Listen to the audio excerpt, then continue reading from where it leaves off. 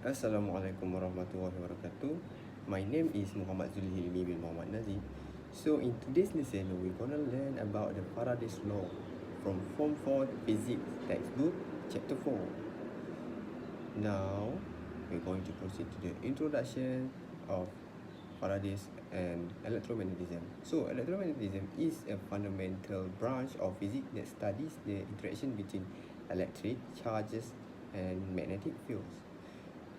Electromagnetism is the force responsible for nearly all phenomena encountered in daily life, with the exceptions of gravity. It governs the behavior of charged particles, influences chemical reactions, powers electric devices, and forms the basics for technologies such as telecommunications, electronics, and electromagnetic radiation, including light. Faraday's law. Faraday's law is an electromagnetic induction states that a changing magnetic field within a closed loop induces an electromotive forces or EMF in the wire forming the loop. Formulated by the Michael Faraday in 1831, this principle is a cornerstone of electromagnetism and explains how electric currents can be generated by varying magnetic fields. Faraday's law is fundamental to the operation of many technologies, such as electric operators, transformers, inductors, and it forms the basis for understanding how electromagnetic fields can interact with the conductors to produce electricity. Now, how can we relate a dynamo with Faraday's law? So, dynamo is intricately related to Faraday's law of electromagnetic induction, as its fundamental operation is based on this principle. Faraday's law states that a change in magnetic flux through a circuit induces an electromotive force or EMF in the circuit. In a dynamo, a coil, the armature rotates within a magnetic field, causing the magnetic flux through the coil to vary over time. This variation in flux induces an EMF according to Faraday's law, thereby generating electrical current. As the armature continues to rotate, the constant changes in flux produce a continuous flow of electricity.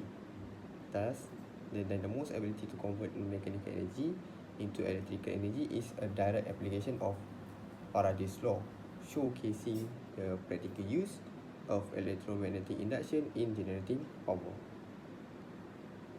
Now, we're going to learn and explore more about Faraday's law by using the simulation and use the PhET or Physics Education Technology, as it offers interaction simulation project in order to each student understand more deeply about the concept of Faraday law.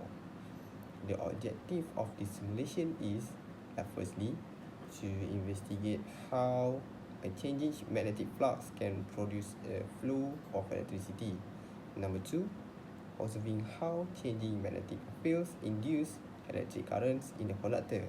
Number 3, exploring the relationship between the speeds of the changing magnetic field and the magnitude of the induced current. And lastly, to investigating how the direction of the magnetic field affects the direction of the induced current. So now let's move on to the simulation part.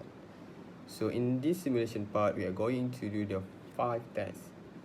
So what are needed in this simulation, which is first, we need a magnet. Second one, a pair of coil in which one a short coil and one longer coil. Then a bulb, and the last one is a voltmeter. So for the test number 1, what we are going to do is we will put the magnet to get through to the short coil in slow movement. What a student needed to do in this, you need to observe the light of the bulb.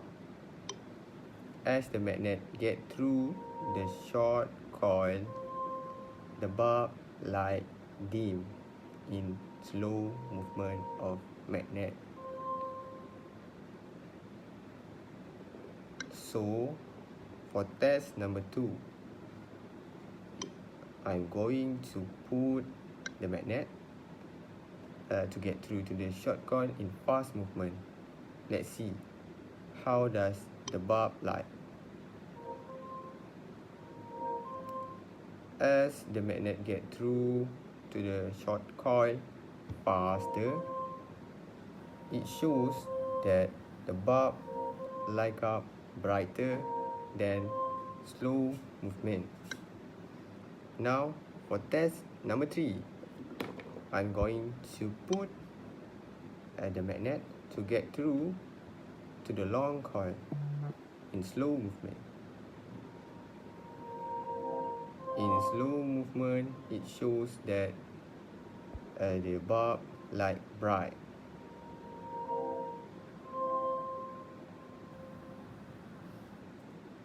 What if we move the magnet faster? Can we see the difference here? Can you spot the difference?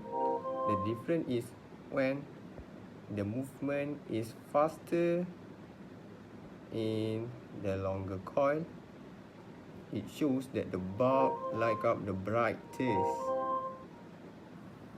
which means we can conclude that the movement, how fast the movement will influence how bright the bulb can light.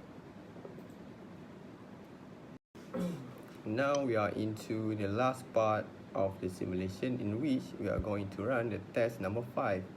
So what's the difference between the test number 5 with other tests is, in here we have a voltmeter, and I'm going to switch the side for the pole of the magnet. So first, what I'm going to do is I'm going to set the magnet pole to the nodes at the front. And now we are needed to observe the voltage. As you can see here, as the node pole get through into the coil, the voltage go to the negative, and as the south pole go through the coil, it go to the positive.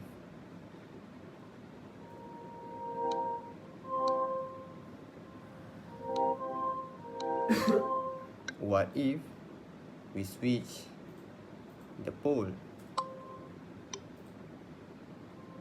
The souths at the front and the norths at the back. As we can see here, when we change the pole side, the voltage also change. As the souths enter the coil, the voltage turn to positive, while when the norths are going out from the coil, repeat again, and then it go to the negative.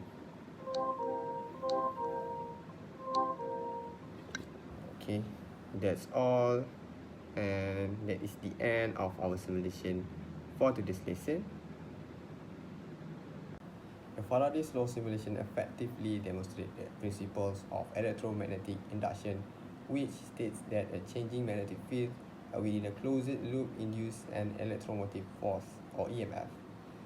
Through the simulation, it is evident that the magnitude of induced EMF is directly proportional to the rate of change of the magnetic flux.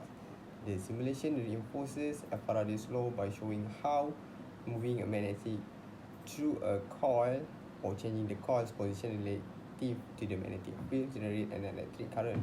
This aligns with the theoretical foundation that an induced EMF is produced by a change in magnetic flux over time, validating Faraday's law as a fundamental concept in electromagnetism.